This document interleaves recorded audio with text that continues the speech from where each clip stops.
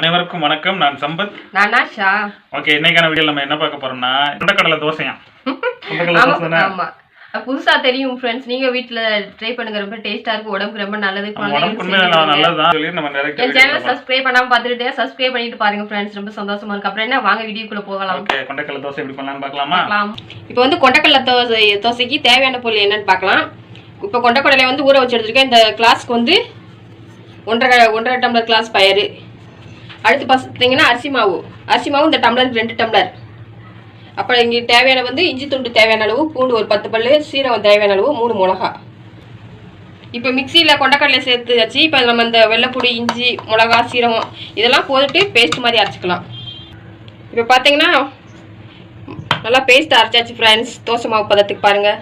இந்த மாவில் தேவையான அளவு உப்பு சேர்த்துக்கிறேன். உப்பு சேர்த்துக்கிட்டு நம்ம இந்த அரைச்சி வச்ச கலவை இதுக்குள்ளே ஊற்றிக்கலாம். ஊற்றிக்கிட்டு நல்லா கிளறி விடுங்க. தேவையான அளவு தண்ணி வந்து இந்த மிக்சி சாரில் அரைச்சி வச்சுருக்கோம் இல்லையா, இதில் கலந்து தேவையான அளவு ஊற்றுங்க.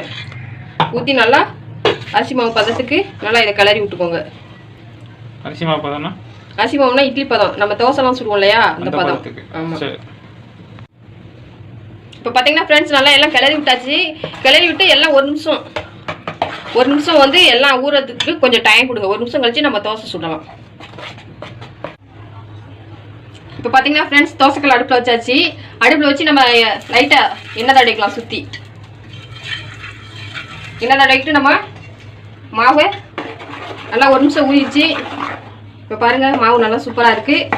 இப்போ வந்து நம்ம மாவு ஊற்றிக்கலாம்.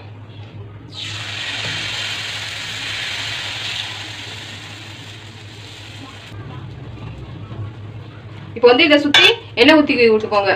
அப்போ தான் நல்லா சூப்பராக வரும். இப்போ இதை திருப்பிடலாம். பாருங்க எவ்வளோ சூப்பராக வந்திருக்குன்னு. இது ரொம்ப உடம்புக்கு ரொம்ப ஹெல்த்தி. நீங்களும் உங்கள் வீட்டில் செஞ்சு பாருங்க ஃப்ரெண்ட்ஸ். ஓகே நண்பர்களே, இப்போ வந்து கொண்டக்கடலை தோசை எப்படி பண்ணாங்கன்னு பார்த்துருப்பீங்க. ரொம்ப டேஸ்ட்டாக இருக்கும். சரி சொல்லு. அப்புறம் என்ன ஃப்ரெண்ட்ஸ், நான் வந்து பச்சரிசி மாவு இருந்தாங்காட்டி நான் பச்சரிசியும் புழுங்கரிசியும் அரைச்சி வீட்டில் வச்சுருந்தேன். அது இருந்தாங்காட்டி நான் சேர்த்துக்கிட்டேன். நீங்கள் வந்து இந்த தோசை பண்ணுறதா இருந்தால் இந்த கொண்டக்கடலை ஊற வச்சுருக்கோம் இல்லையா, அது கூட நீங்கள் அரிசி ஊற வச்சு கூட நீங்கள் மிக்சியில் அடித்து தோசை சுடுங்க ஃப்ரெண்ட்ஸ். அப்புறம் இந்த வீடியோ உங்களுக்கு பிடிச்சிருந்துச்சுன்னா லைக் பண்ணுங்க, ஷேர் பண்ணுங்க, கமெண்ட் பண்ணுங்க. மறக்காம என்னுடைய சேனலை சப்ஸ்கிரைப் பண்ணிக்கோங்க. கண்டிப்பாக சப்ஸ்கிரைப் பண்ணுவீங்கன்னு நினைக்கிறேன். இதே மாதிரி ஒரு நல்ல வீடியோவில் வந்து அடுத்து வந்து உங்களை சந்திக்கிறோம். அதுவரை உங்களிடமிருந்து விடைபெறுவது சம்பத். நான் ஆஷா.